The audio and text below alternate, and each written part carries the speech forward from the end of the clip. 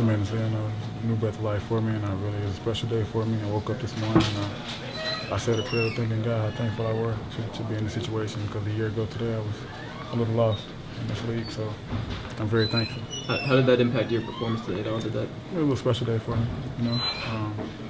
The loss ruined it a little bit for me, but at the same time, I'm just thankful for the opportunity. And we are back on the Garden Report. I'm Jimmy Toscano. This is Sam Packard from WEEI. We're going to start things off with a quick play of the game through the Grandstand app. Take you through here. Grandstand, the new sports app. Sports highlights straight from the crowd. You can share your own sports highlights and watch videos straight from the crowd, all from a fan's perspective. So download the Grandstand app on the App Store. I actually do download it, and I look at it all the time because sometimes I miss a play, and I can guarantee you if it's a good play, it'll be on that app. It was a great play. Actually, Paul Millsap. It was a game-changing play because the game was tied at this point. Millsap came in for the dunk, got fouled by Jerebko, and that was that. The Hawks never actually trailed in the game after that moment, so that was a huge play. They never trailed. The Celtics never get the lead back, despite Jae Crowder's best efforts tonight. A career game for Crowder, 24 points. That's a career high for him, 10 rebounds. And not coincidentally so, exactly a year from the day that he was traded to the Boston Celtics and the deal that sent Rajon Rondo packing for Dallas. We all know how that ended up. Not very well for him there. Things don't seem to be going too well for him in Sacramento now, not recently. But not the case with Jae Crowder, who really has flourished here in Boston. And he even said after the game, how I think he may have said the word blessed, hashtag blessed he was for the trade to happen, because he said a year ago at this time he was lost. Coming from, this is a completely new area for him. He didn't know what his role was going to be, but it was a blessing in disguise because he really took off with the Celtics and turned those last months of his first contract into a 5-year, $35 million deal. So it really is a life-changing trade for him. And it's a win-win because the Celtics have really benefited from him. He's playing with that intensity that we wish we saw from the rest of the guys a lot of times out there, especially in a night like tonight. I thought Crowder brought it tonight. And he did foul out, unfortunately, in the last couple of minutes, and you could just see how upset he was sitting on the bench, fouled out in that game, because he really was giving it everything he had. What do you really see from Crowder this season, especially taking on a bigger role, and he's one of the leaders of his team now? I think that's it. What you said is important, is that he mentioned it after the game, the swagger and intensity that the general team lacked. That's never been a problem with Jae Crowder. He's going to bring it 100% every single night.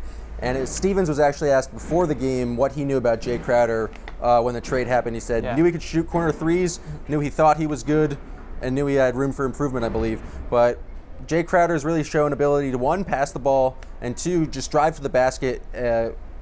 He seems like a fullback or a running back. Yeah. He goes hard to the basket and draws a lot of fouls. And I've just kind of been impressed with his general playmaking. And I think the thing that makes him kind of most valuable to this team is his defensive versatility. Oh, yeah. Stevens talked about that a lot, and it's something we'll see more when Marcus Smart comes back, because right now the Celtics are kind of limited in their ability to go small and put him at the 4 because they don't have enough depth at the wing. No, and I agree. I think you nailed it with the defense. I mean, I said at the beginning of the season, I think we were making bold predictions. I thought that Crowder would make a case for one of the all-defensive teams, first, second, at least second. And I think so far he's playing a tenacious defense. I think he's becoming nationally known throughout the league on the defensive end. I don't think guys look forward to a matchup with Crowder because they know that he's going to be all up in their face. I mean, he definitely leads the Celtics in steals. I actually didn't have any steals tonight, which is strange, but generally speaking, he's good for about 2 or 3 a game. This is a guy that he leaves it all out there, and there's no way Danny Ainge is a smart guy. There's no way, in my opinion, there's no way Danny Ainge knew that Crowder had all this in him.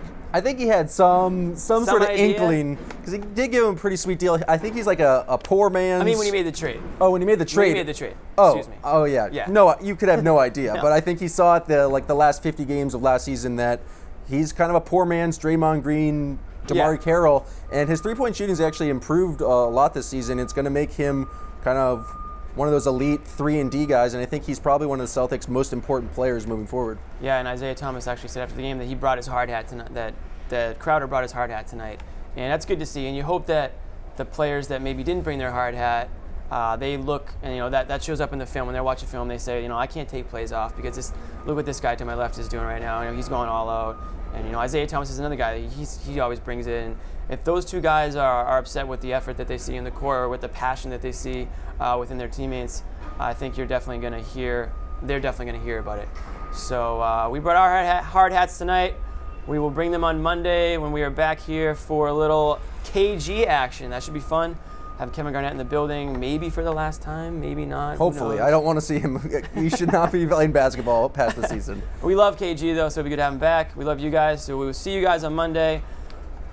Jimmy Toscano, Sam Packard for the Garden Report. Peace. Do I throw the paper now? Throw it.